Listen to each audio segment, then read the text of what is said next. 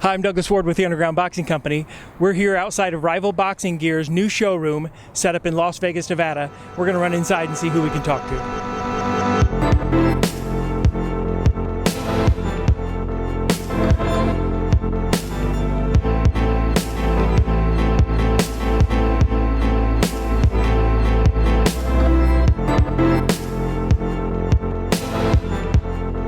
We're here with Richard Anber, Business Development Manager for Rival Boxing Gear USA. Richard, what can people expect when they come into the first ever Rival Boxing store in Las Vegas, Nevada? Well, they're going to expect an unparalleled boxing experience. When you walk into the store, all you're going to get is boxing. We're not a sports store that's going to sell you yoga pants and swim goggles and a snorkel and a pair of skis. Yeah. You're walking in, you're getting the best in boxing equipment, fully designed by Rival, strictly Rival, and we're just here for boxing, nothing else. We have Russ Anber here, president, owner, creator of Rival Boxing Gear. Exciting moment here, opening your first retail store in Las Vegas. It is, and there's a really cool story behind this. Going back to April 2013, we came down for the first training camp with Jean Pascal as he was getting ready to fight Lucien Boutte in Montreal in what was going to be the biggest fight in Canadian history.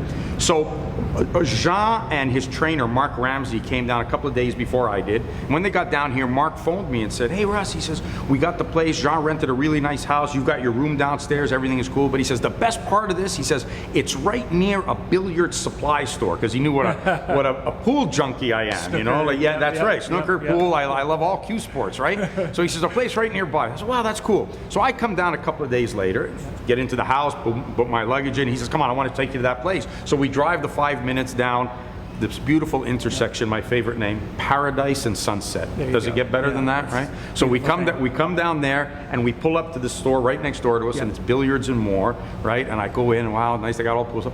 But I come back out and I peek my head into the window here of this place that was empty. And that's what first started it. I said, you know what, this would be a great place to have Rival. Well, and it is sure enough, close to the airport. Yeah, close to everything. I mean, look at the view. I've got the Las Vegas skyline. I've got, you know, it's near the highway. The location is great. The building was exactly what we needed. Everything fell into. I couldn't believe just that one little peak started it all. Exactly, virtually 1 year to the day later, my brother was down here and you know, starting the business. So it was really cool. No, that's right. No, not just pool. You know, that's just my excuse to continue my pool career. But yeah, that's what we did. And then what happened was I felt like I was the new owner of a sports franchise, like that I had just gotten a new sports franchise. So I had to hire a general manager. We have no money. We're a small market team, right? What do I do? So I got my brother to work for me for free, right? And I said, okay, then I get to the podium and I have to make my first draft selection. Now there's a lot of people in boxing, right? You know, that you could choose from.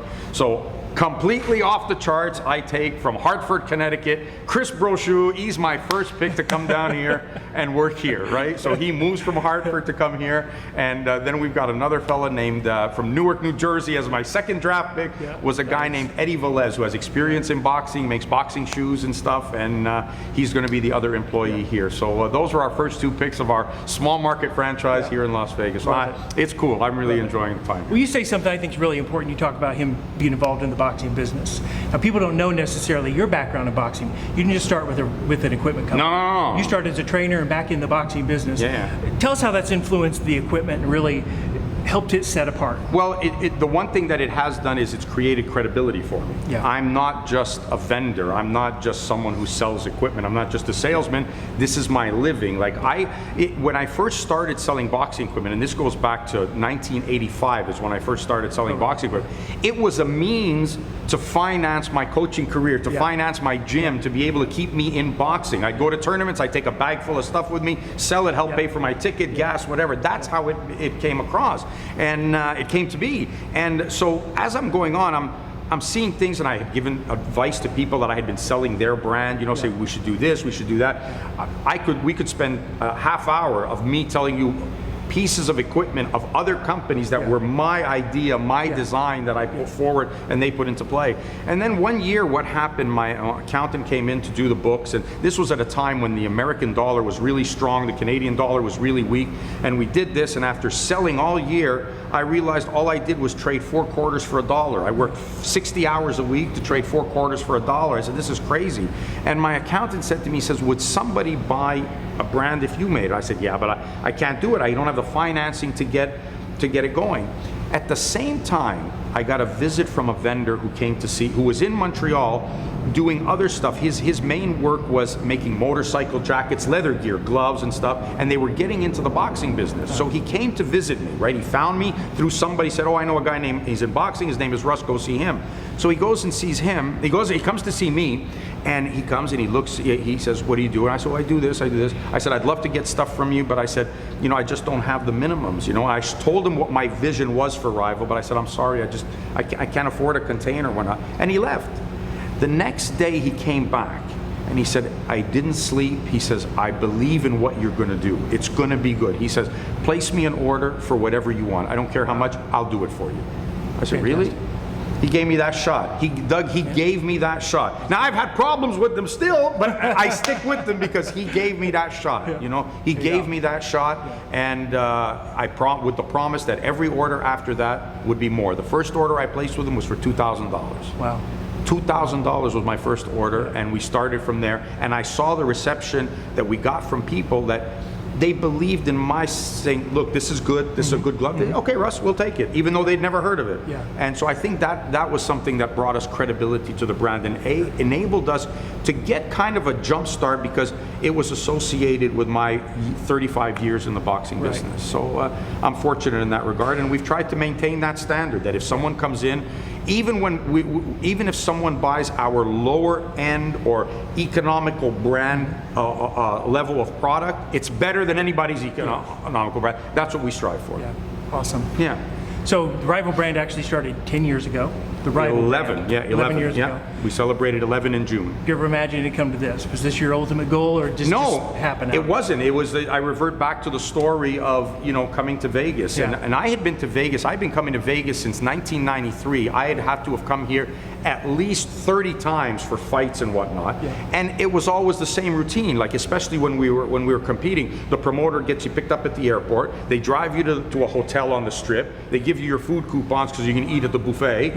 You never get off of there. You up and down the elevator. You wait in line at the buffet to eat. Walk back through the casino to get back to your room, and walk up the Strip as much as you can. And eventually you see it and you're bored. And I used to leave Vegas the day after the fight and never having a desire to want to return. Like didn't mean anything. It wasn't something that captivated me. But when we came out here and Jean Pascal rented that house in a residential area, now I discovered a part of Vegas I never even knew existed. Local restaurants, people who actually live their day-to-day life. That's when I fell in love with the place, and I said, this town was made for me. This is for me. This is my lifestyle. This is what I like. And my favorite sign, like I've said to people, my favorite sign is open 24 hours. So, and that's my favorite sign in Las Vegas. Well, that's the beautiful thing about here. There's everything to do here you could possibly imagine. Yeah, absolutely. Can you share with us what you're most proud of? Because you guys have done some things that are just a little bit different in the industry. Yeah, they are. And you know what? Again, they are things that came out of what I was doing as a trainer. The first thing that we did that was completely different from anybody else was the sparring glove. The first sparring glove we made, which was a lace-up, because I'm an old school guy and I like a lace-up glove. Like everyone, we sell 10-to-1 of Velcro, but the first glove we made was a lace-up, okay? And what I wanted to do was I wanted to create what was a lace track where the laces would fit. They wouldn't be sticking out, risking lace burn. They'd be hidden, and they would be in the perfect line to tie the glove. And when you tie a glove, and you see people do this all the time, they kind of like try to skin the glove and bring it down. Well, there's two reasons for that. They're trying to pull the padding, which you don't have to do in a foam padded glove. But the other reason is you want to get it into as close to your hand as possible so that your hand doesn't move in the glove, okay? So we created the angled lace track because that is the tightest way you can put a glove on to prevent it from moving. So that was our first thing that we did, and that's the thing that, I don't want to say I'm most proud of, but that's the thing that really made makes that perfect fit on a glove. So Plus it looks cool. and it looks cool. Yeah, but you know, good is cool. Yeah. Right? Good is cool. Like if it's good, it's cool. When it's bad, it can look all the cool it wants. If it's bad, it's not cool. Yeah. That's right. So, you know, it worked well. Then we came up with a punch mitt that incorporated protection on the wrist, which actually was an ergonomic fit, you know, and everyone started copying that, you know.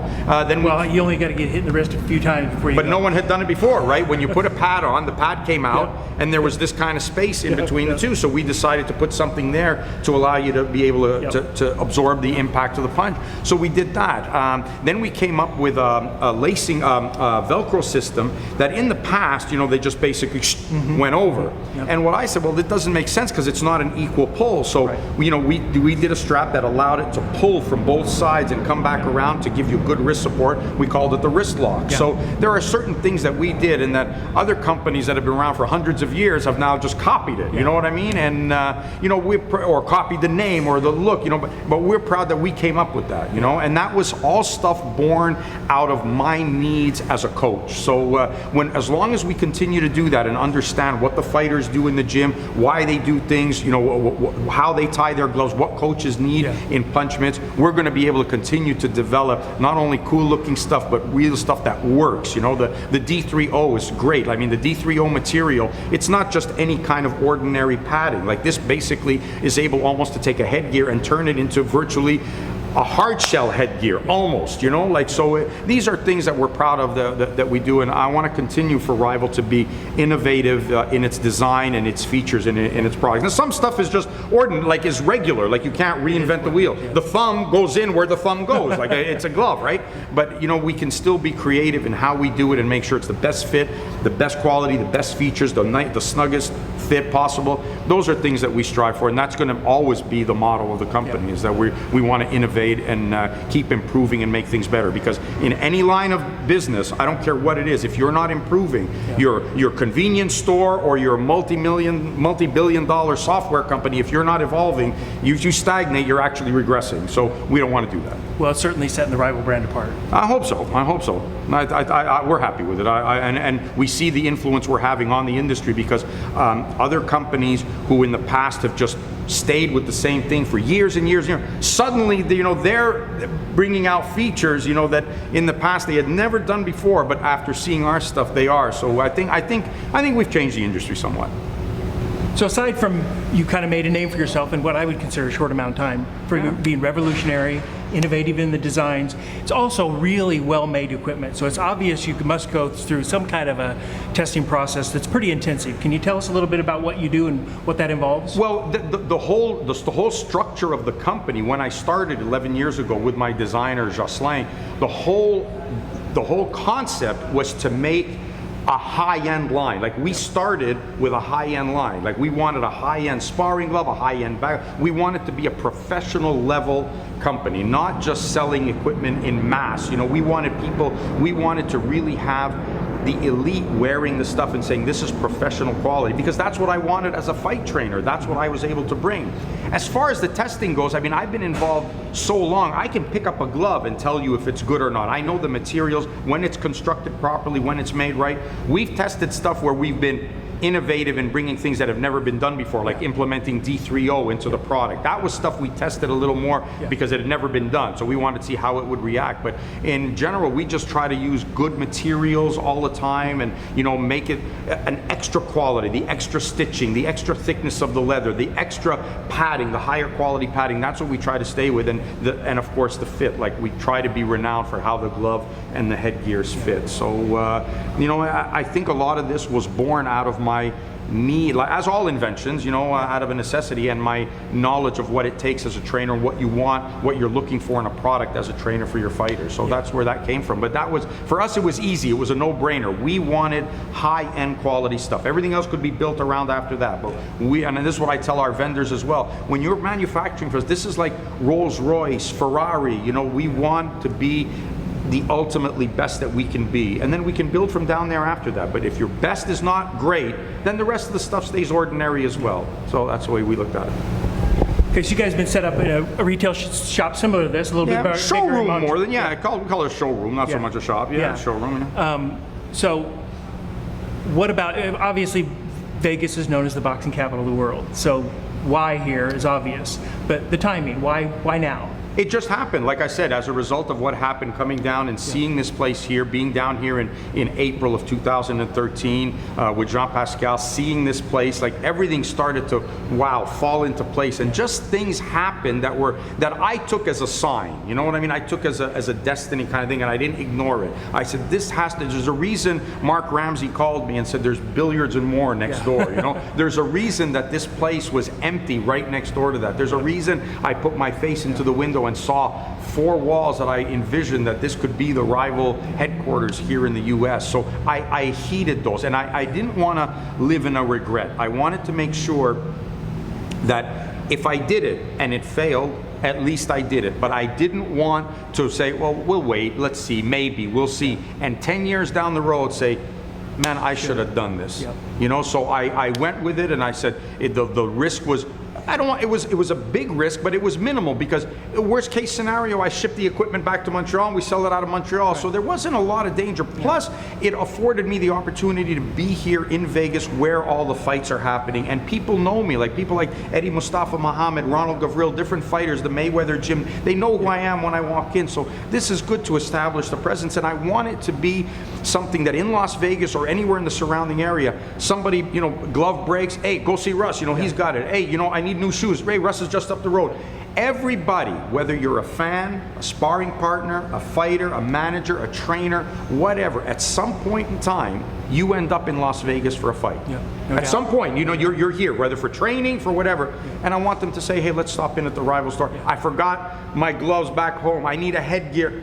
Go up to the rival store and get it. So we wanted to have that presence here in Las Vegas, and I just love this town. So like I said, this town was made for me. I know, I had to be here. Yeah, rival in Las Vegas, but also there's other ways they can get the equipment. Well, of course. I mean, you can buy it online and stuff, and the website, which will launch soon, is going to be really cool in that you're going to be able to select the country where you are, go to that, so you'll have different specials on different things in either country. And you'll be able to pay cheaper price for shipping, you know, because then it won't be international shipping from Canada into the US. We'll be able to service it out of here. And that's what we're trying to do, is service a lot of our US customers from here and make it easier for ship, get it to them quicker, no customs and duties. So we thought that would be a really cool idea. And I got to tell you, you know, a lot of this along the way over the 11 years that I've been doing this, Dave and Tony have played of Title Boxing. Title Boxing, yeah.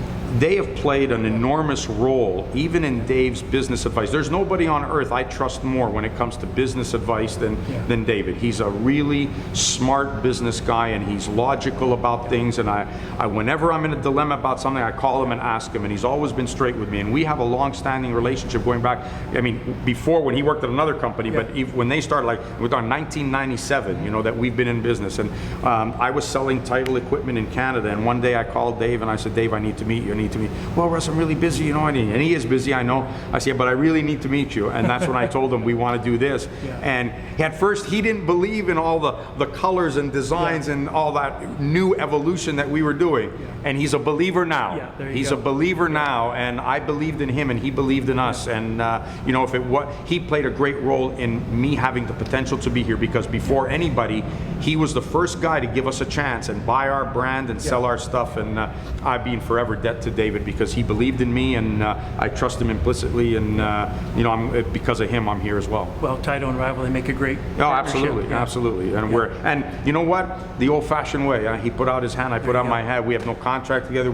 It's a lot of honor, you know, and to me that's important. And you know, it means a lot that they stuck by us, and you know, I stuck by them, and they will always have the Rival brand at their fingertips whenever they want it. So Rival Boxing Gear, USA, Las Vegas, Nevada. Stop in, come get your gear. Paradise and Sunset. Does it get better than that? And one more excuse to go to Las Vegas. That's right, of course.